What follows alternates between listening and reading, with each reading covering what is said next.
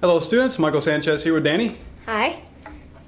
We just actually came up with a really great drill and something to work on for Danny this week. And it has to do with extending and bending. So in our piece, third position book number 63, we have a spot where we're crossing over from the A string to the E string. And it's very easy for students to use too much shoulder or not drop their elbow enough on the E string. So I'll show you what I mean. So a lot of students, what they do when they're going from the A to the E, they do this.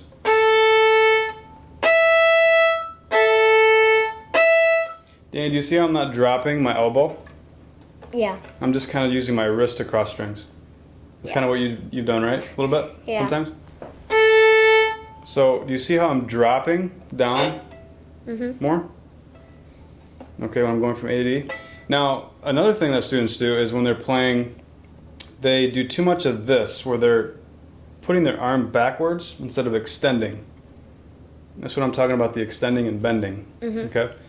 So, this in number 63, we have this passage where we play in third position, D.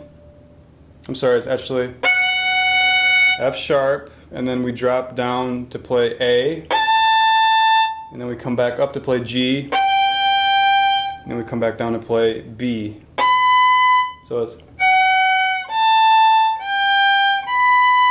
okay. Now what we don't want to do is we don't want to go and just use the wrist to come down. We want to bring everything down. And then when we play the G, we don't want to do this. We want to extend. And then when we come down, we don't want to just play the wrist. We want to drop everything down. Does that make sense? Yeah. So when we're going from the A to the E, we're dropping. And when we're playing on the A, we're extending. Extending and bending, right? Okay, so this is incorrect.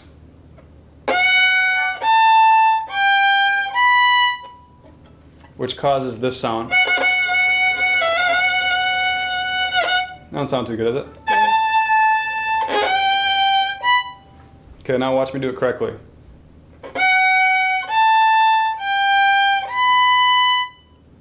Okay? And then this passage, they actually want you to slur it, right? Yeah. Which is even more difficult if you're not doing the right technique. So now watch me slur it. Instead of...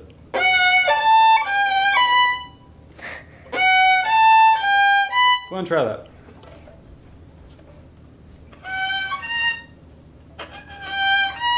Oh, you're a little bit sharp with all your fingers. Sorry. Okay, now I want you to do this. I want you to freeze on the first E string note. Like right after you play it, freeze. Freeze. You guys see the space right here? Right there? This has to be lower. Okay? Try again. Just freeze. There we go. Yep, now your wrist was a little bit low, that's why you hit the violin, but your elbow was better that time. Okay. Okay, now play the first note for me. Okay, pretty good, but it could have been more this instead of this. Right? Okay, so here's what I want you to work on.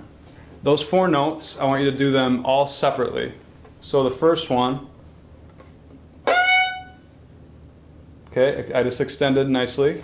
Next note, I'm going down. See how low my elbow is? And I'm coming back up. I'm extending for the G, and then dropping for the B. So I separated the bow into four parts. See that?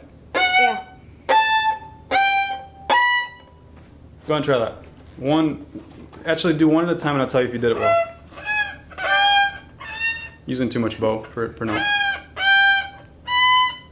So the first note's the F sharp. Should be a third finger on the... Should be third finger... There you go. So it'll take some practice. Yeah. So right there, it's going to take practice to do the whole bow. So you do one note here, one note there. So you're separating it into four parts. Make sense? Yeah. Okay. Thank you so much for watching today's lesson on third position practice technique. So lots to work on, Danny, but hopefully you'll get that by next time. Yeah. All right, thank you so much for watching, and you guys have a great day.